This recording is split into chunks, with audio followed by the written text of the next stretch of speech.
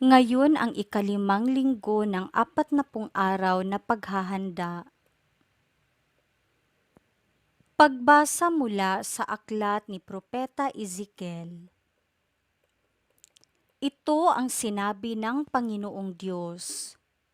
Magpahayag ka, sabihin mong ipinasasabi ko, bayan ko, ibubukas ko ang inyong libingan. Ibabangon ko kayo at iuuwi sa inyong bayan. Kung maibukas ko na ang inyong libingan at maibangon ko kayo, makikilala ninyong ako ang Panginoon. Hihingahan ko kayo upang kayo'y mabuhay at ibabalik ko kayo sa inyong sariling bayan. Sa gayon, malalaman ninyo na akong Panginoon ang nagsabi nito at aking gagawin. Ang salita ng Diyos. Salmong tugunan.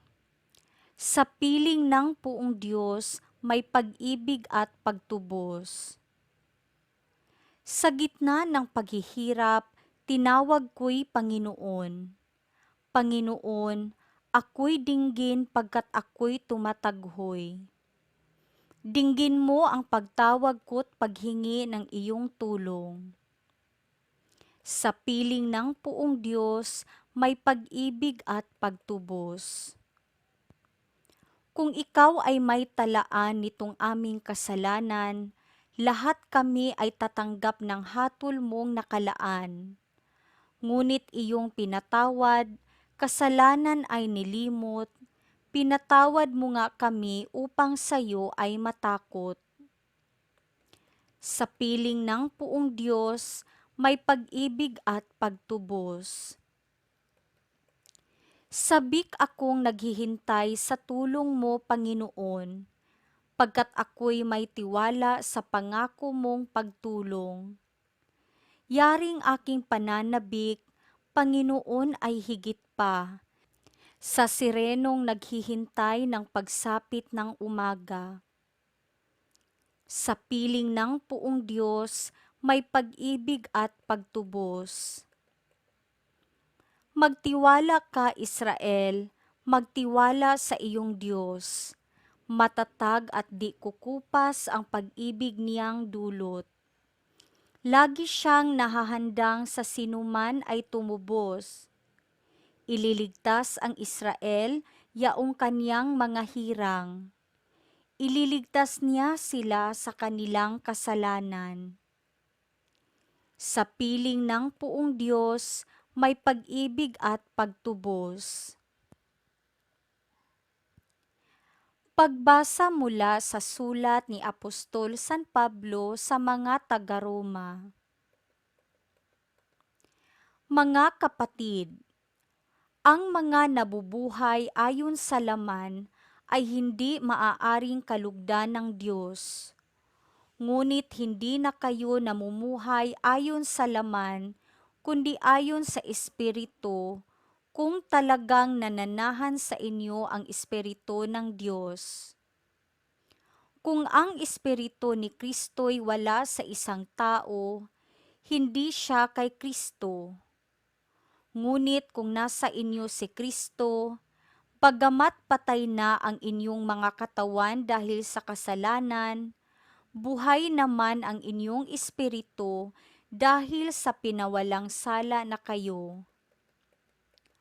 Kung nananahan sa inyo ang Espiritu ng Diyos na siyang muling bumuhay kay Hesukristo, ang Diyos ding iyan ang magbibigay ng buhay sa inyong mga katawang mamamatay sa pamamagitan ng Kanyang Espiritong nananahan sa inyo.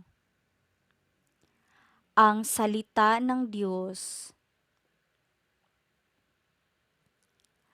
Ang mabuting balita ng Panginoon ayon kay San Juan. Noong panahong iyon, may isang tao na ang ngalay Lazaro. Nakatira ito sa Betania, kasama ng kaniyang mga kapatid na sina Maria at Marta. Si Maria ang nagbuhos ng pabango at nagpunas ng kanyang mga buhok sa mga paa ng Panginoon. Nagkasakit si Lazaro, kaya't nagpasabi kay Jesus ang magkapatid, Panginoon, ang kaibigan mong minamahal ay may sakit. Ngunit nang marinig ito ni Jesus ay sinabi niya, hindi magwawakas sa kamatayan ang sakit na ito. Nangyari ito upang maparangalan ang Diyos at sa pamamagitan nito'y maparangalan ang anak ng Diyos. Mahal ni Jesus ang magkakapatid na Marta, Maria at Lazaro. Gayunmay, pinaraan pa niya ang 2 araw matapos mabalitaang may sakit si Lazaro bago sinabi sa kaniyang mga alagad, magbalik tayo sa Hudeya. Rabay, sagot ng mga alagad, hindi po ba't kamakailan lamang ay tinangka kayong batuhin ng mga Hudyo? Bakit kayo pupunta na naman doon? Sinabi ni Jesus, hindi ba may 12 oras sa maghapon? Hindi natitisod ang lumalakad kung araw, sapagkat nakikita niya ang ilaw ng sanlibutang ito. Natitisod ang lumalakad kung gabi, sapagkat wala sa kanya ang ilaw. Idinugtong pa ni Jesus, natutulog ang kaibigan nating si Lazaro. Paruroon ako upang gisingin siya. Panginoon, kung gayon po'y gagaling siya, tugon ng mga alagad. Ang pagkamatay ni Lazaro ang tinutukoy ni Jesus, ngunit ang akala ng mga alagad ay karaniwang pagtulog ang tinutukoy niya. Dahil dito'y maliwanag na sinabi ni Jesus, patay na si Lazaro, ngunit dahil sa inyo, ako'y nagagalak na wala ako roon upang kayo'y manalig sa akin. Tayo na, puntahan natin siya.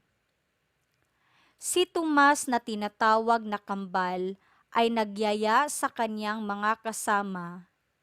Sumama tayo sa kanya kahit sa kamatayan. Pagdating ni Jesus, nalaman niyang 4 araw nang nakalibing si Lazaro. May 3 kilometro ang layo ng Jerusalem sa Betania at marami sa mga Hudyo ang dumalaw kina Marta at Maria upang sila'y aliwin. Nang marinig ni Marta na dumarating si Jesus, sinalubong niya ito. Ngunit si Maria ay naiwan sa bahay. Sinabi ni Marta, Panginoon, kung kayo po'y narito, hindi sana namatay ang aking kapatid. Ngunit nalalaman kong kahit ngayoy, ibibigay sa inyo ng Diyos ang anumang hingi ninyo sa Kanya. Muling mabubuhay ang iyong kapatid, wika ni Jesus. Sumagot si Marta, nalalaman ko pong siya'y mabubuhay uli sa huling araw, sa muling pagkabuhay. Sinabi naman ni Jesus, ako ang muling pagkabuhay at ang buhay. Ang nananalig sa akin, kahit mamatay ay muling mabubuhay. At sinumang nabubuhay at nananalig sa akin, ay hindi mamamatay kailanman. Pinaniniwalaan mo ba ito? Opo, Panginoon, sagot niya.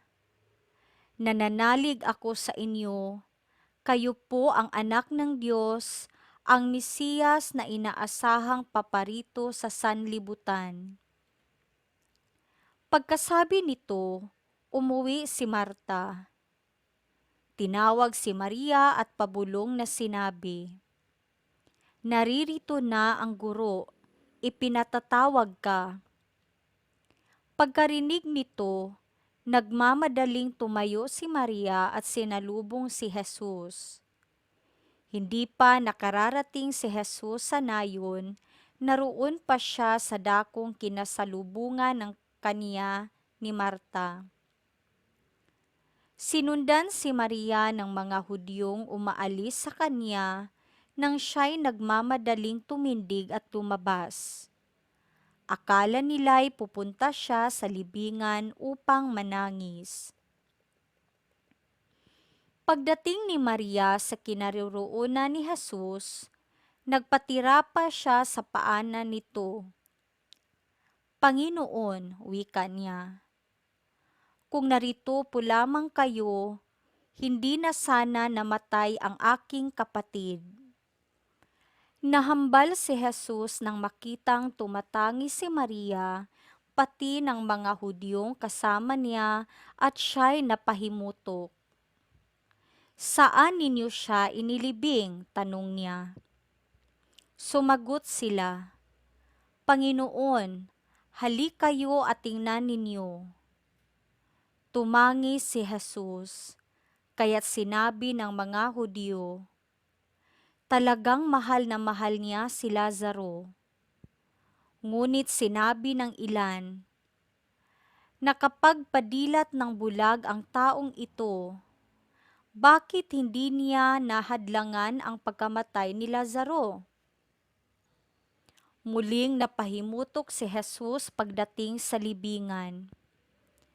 Ito yungib na natatakpan ng isang bato. Alisin ninyo ang bato, sabi ni Jesus. Sumagot si Marta, Panginoon, nangangamoy na po siya ngayon. 4 na araw na siyang patay. Sinabi ni Jesus, hindi ba sinabi ko sa inyo na kung mananalig ka sa akin ay makikita mo kung gaano kadakila ang Diyos? At inalis nila ang bato. Tumingala si Jesus at ang wika, Ama, nagpapasalamat ako sa iyo sapagkat dininig mo ako. Alam kong lagi mo akong dinirinig. Ngunit sinabi ko ito dahil sa mga taong nasa paligid ko upang maniwala silang ikaw ang nagsugo sa akin. Pagkasabi nito, sumigaw siya, Lazaro, lumabas ka. Lumabas nga si Lazaro. Napupuluputan ng kayong panlibing ang kanyang mga kamay at paa at nababalot ng panyo ang kanyang mukha. Sinabi ni Jesus sa kanila, Kalagan ninyo siya at nang makalaya. Marami sa mga Hudyong dumalaw kay Maria ang nakakita sa ginawa ni Jesus at nanalig sa kanya. Ang mabuting balita ng Panginoon.